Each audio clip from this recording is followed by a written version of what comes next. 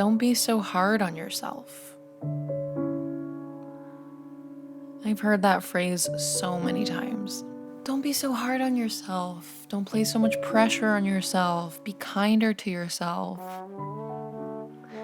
And I'm smiling because I try so hard to be kind to myself. I try not to place too much pressure on myself. I try not to be hard on myself. And yet, I find myself being hard on myself, placing too much pressure on myself, beating myself up over the smallest things.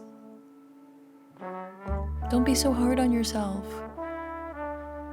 And I don't mean to say that in a mocking tone. I just say it because I've heard it so many times. I've heard it from, I think, anyone who's ever loved me or cared for me. I've heard it from them. Don't be so hard on yourself, they say. And I always think to myself, well, that's easier said than done. That is easier said than done, right? These phrases like, don't place so much pressure on yourself. Don't be hard on yourself. Don't be so hard on yourself. It has begun to sound like noise to me at this point, although I appreciate it anytime anyone ever says that to me. But it's kind of started to sound like noise because I don't know what to do with it. At times I wonder if I'll ever truly understand it for myself, if I'll ever be able to implement that into my life, if I'll ever be able to wholly understand it. I wonder if I'll ever be able to not be so hard on myself. I'd like to think that I could get there. And I think this, even just sitting here right now, this is kind of like a first step towards just not placing so much pressure on myself, just allowing myself to be myself, to exist in this world as me, as Jordan, as this person that I am. I always try to dig deep beneath the layers of something to try to get to the root of it. Like, why am I so hard on myself? Like, why? Like, really, why? What's the reason? What's the cause? Where did this come from? Where does it stem from? Why do I place unnecessary pressures on myself? Why do I set unrealistic precedents for myself? Unrealistic standards to measure up to?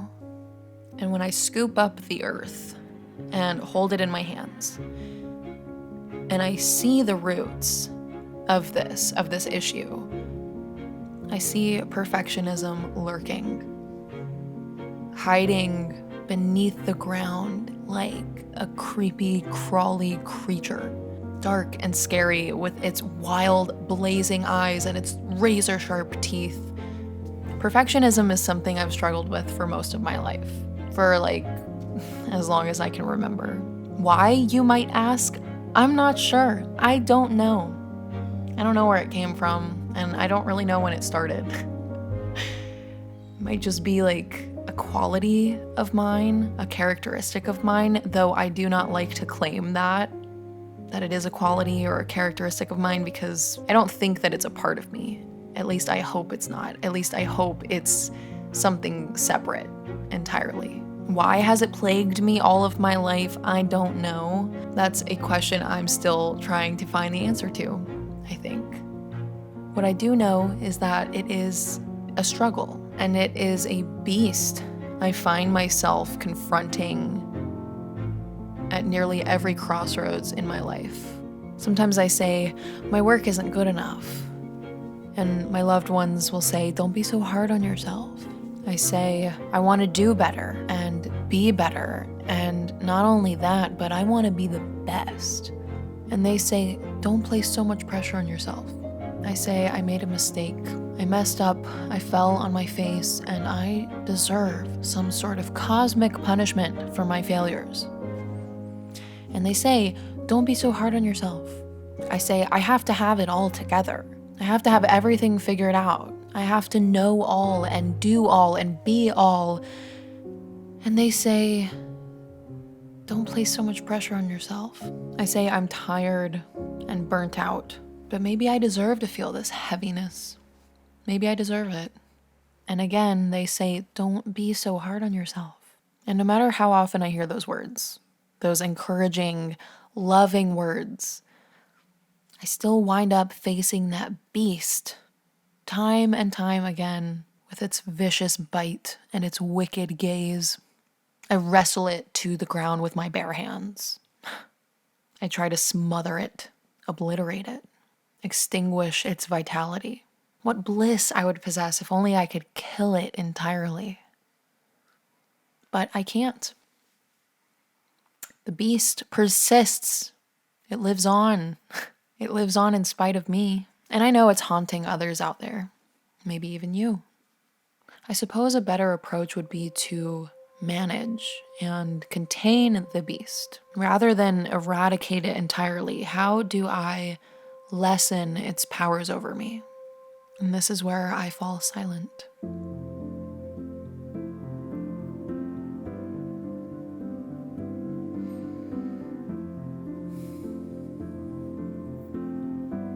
I don't have answers to that question. In fact, it's a question I'm still asking myself to this day, right now. So if you're looking for answers, I am so sorry. I don't have any. One thing I know to be true is that perfectionism, this silly little beast, has had far too much power over me for far too long. Small, insignificant mistakes blow up into massive failures in my mind. And all the brilliant, interesting, and colorful ideas I have in my brain remain locked in a cabinet somewhere because that beast is always lurking. It's always lurking, reminding me that if I fall on my face, that means I have failed. And failure is not an option. But falling and failing is a normal part of life. I know that.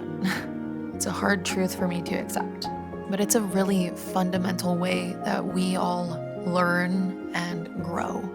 Perhaps the beast will lose more of its power as I gain more of my own. What a thought. I'm taking back the control the beast has stripped from me, or perhaps the control I relinquished to it when it appeared in the first place. I'm done with listening to that vicious, wretched creature. I don't want to give it any more thought or attention. I want to start listening to the bright, beaming voice on the inside of me. The voice that says, follow your dreams. Do it afraid. Do it. Even if the process is messy and haphazard and chock full of failures, take the leap and do it. And the thing is, I guess I have so many dreams that I'm not sure which to follow, but I believe the path will reveal itself as I walk down it. Whatever path I choose now will lead me to where I need to be. The brush will shift around me. The branches will clear from the forest floor. The trees will bow and bend. The earth will move under my feet as I continue walking. So this is me walking. Taking baby steps through the thick of the forest as the beast lurks around every corner. This is me walking down one path, and perhaps this path will twist and turn, and I'll continue to follow its curves. And one day, I will finally be able to see where the path is taking me. I've struggled with perfectionism for so much of my life, and I don't want it to hold me back anymore from doing things that I want to do. And this is something that I wanted to do for a long time, and I don't even know what this is. I want to make videos. I've always liked videos. I like putting music to videos. I like creating videos. I like creating things in general. I love art. I love music. I love poetry and writing and photography and videography. And like I said, I have so many dreams, I don't know which to choose, and I don't feel that I have to choose, to be honest. I think that all of my dreams are meant for me, But I've stopped myself from following any of my dreams or doing any of the things that I want to do out of fear of it just not being perfect, of me not being perfect.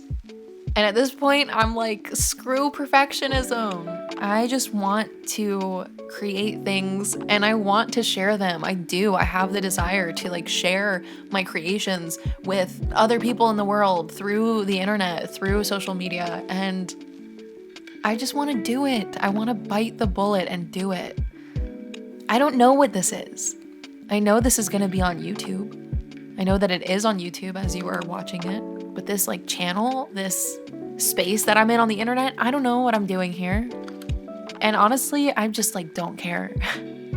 I just want to create things and not let perfectionism, that wretched little beast, hold me back from anything. So here I am doing the dang thing. I'm recording a video alone in my room on my bed, which is one of the most intimate spaces in my entire world. My bed is where I spend so much of my time, sleeping, watching YouTube videos, watching TV, playing games on my phone, or reading books. I even have my little Squishmallow here with me in the background of this video. And I kind of chose this setting for a reason, though. I wanted this to be intimate. I wanted me to feel relaxed while filming something that is really like kind of vulnerable. I wanted myself to feel like relaxed and good, so I recorded it in my bed. Who knows what my next video will be? Who knows if I'll even stick with this? I would love to stick with it. I would love to stick with something because that's a whole other thing that I could talk about. It's a whole other like rabbit hole I could get into. And I think that's another thing that perfectionism does to me. It stops me in my tracks, even like I'm in motion and I'm doing something and then all of a sudden that voice speaks to me like, this isn't good enough, or like, you don't need to be doing this. And so I'll just stop doing it. But I don't want to stop doing this. I want to start doing it and I want to continue to do it. I'm going to go for now and I'll be back. I'm going to be back because I'm not listening to that wretched little beast anymore. I'm not letting it have any more power over me. And I hope you will join me. If you struggle with perfectionism, do what you want to do and don't let that beast hold you back from anything. That's all for now. Signing off. I'll see you later.